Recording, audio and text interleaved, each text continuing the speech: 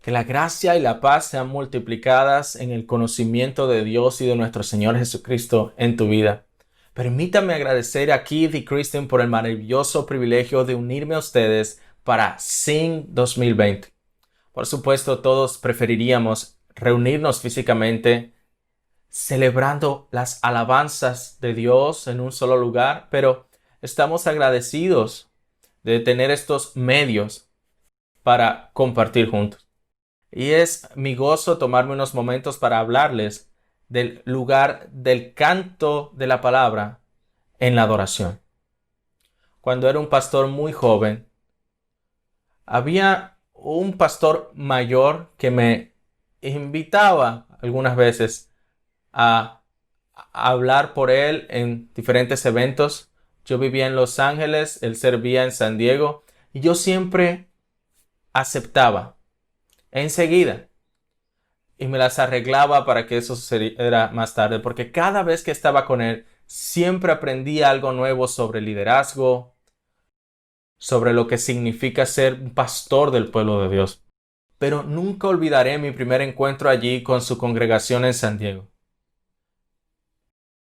El coro se preparó para cantar y el director puso de pie al coro.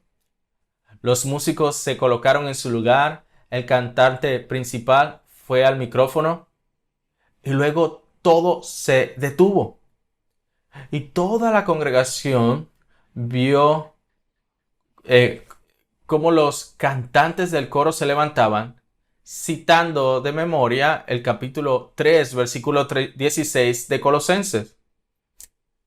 Que la palabra de Cristo more en abundancia en vosotros, enseñándoos y amonestándoos unos a otros con toda sabiduría, cantando canciones, himnos y cánticos espirituales con agradecimiento en sus corazones a Dios.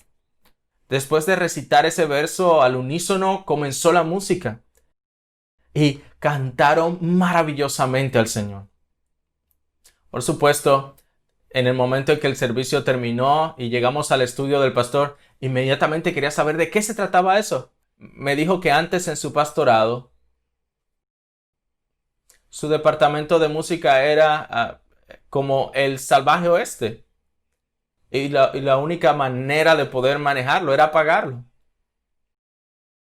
Cuando el departamento de música fue restaurado bajo su nuevo liderazgo, hizo la práctica de que el coro y los cantantes y los líderes de alabanza, que cada vez que dirigieran a la congregación en alabanza musical, primero citaran Colosenses 3:16 para recordarse a sí mismos y a la congregación la relación vital, la relación esencial entre el canto de la iglesia y la predicación de la iglesia. Ese es el corazón de Colosenses 3:16.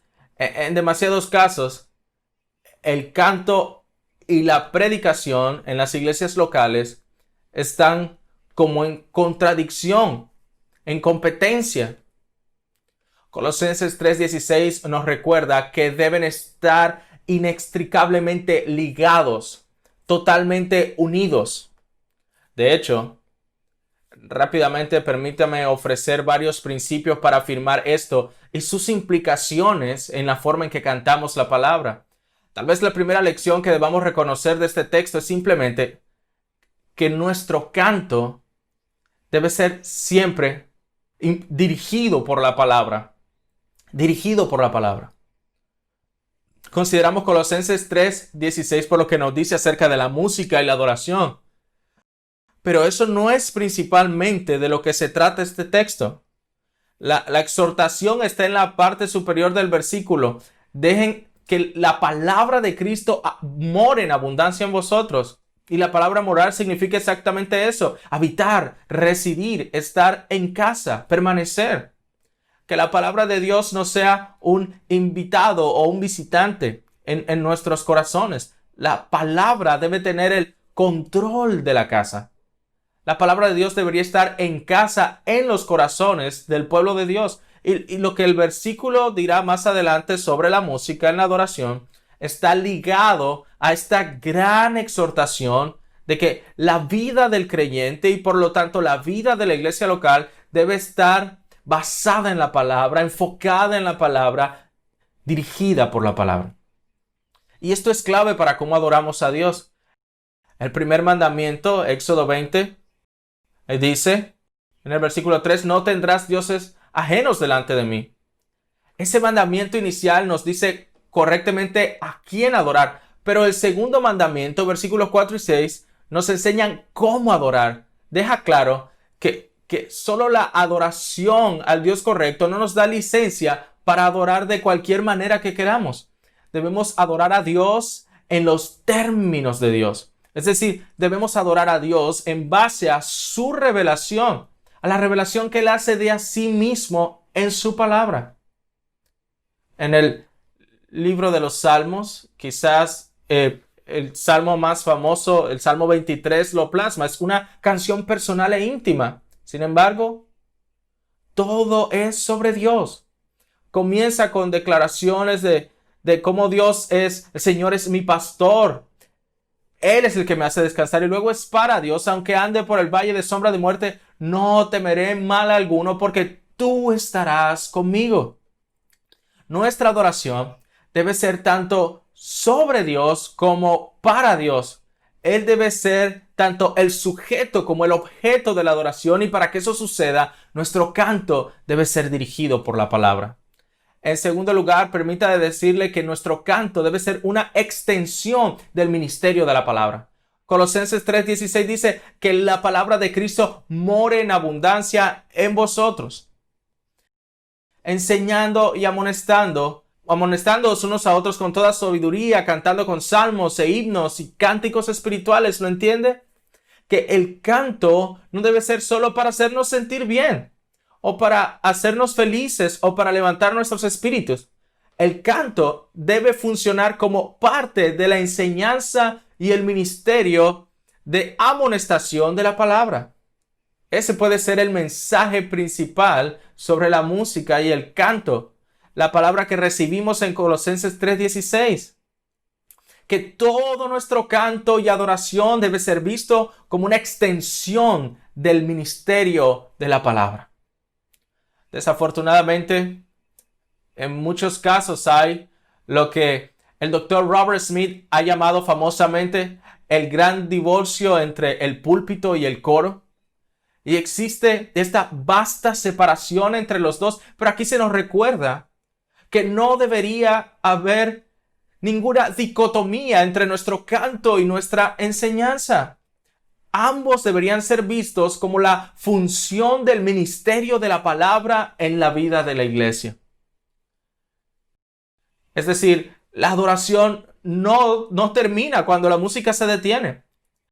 Debemos adorar a Dios cuando escuchamos y enseñamos su palabra, pero al mismo tiempo, la enseñanza no comienza cuando la música termina. La música y la adoración deben ser una extensión del ministerio de la palabra. No debemos cantar solo para levantar el ánimo, para hacernos felices o para disfrutar del sonido. Debemos cantar la palabra de Dios. Debemos cantar como una extensión del ministerio de la palabra. La tercera lección que quiero que consideren conmigo sobre el lugar del canto de la palabra es: nuestro canto de la palabra debe ser para la edificación mutua. De nuevo, Colosenses 3:16 dice que la palabra de Cristo more en abundancia en vosotros, enseñándoos y amonestándoos unos a otros. Esa es una frase clave para entender Colosenses 3:16. Es el factor unos a otros, el que debería estar involucrado en nuestro canto de la palabra.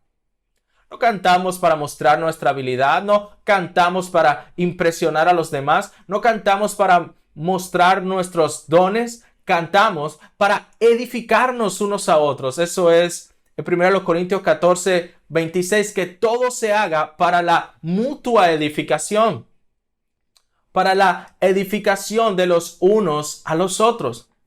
Por supuesto, esto no significa que nuestra adoración no tenga un elemento evangelístico, pero no debemos diluir la verdad para alcanzar a la gente. Desafortunadamente, en demasiados casos al inclinarse para alcanzar al mundo, la iglesia se ha caído.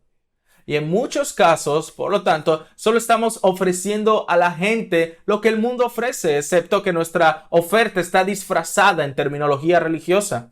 Aquí en Colosenses 3:16 se nos recuerda que debemos cantar la palabra porque es un medio que Dios ha diseñado para que nos edifiquemos unos a otros en la fe, para que la palabra de Dios more en nosotros abundantemente.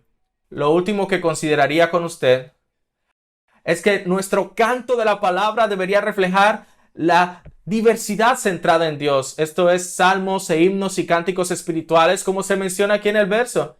Y podríamos pasar tiempo luchando con las distinciones de esos términos, pero cualquier distinción dura sería solo especulativa. El punto no es la distinción entre las palabras, sino lo que nos dicen juntas.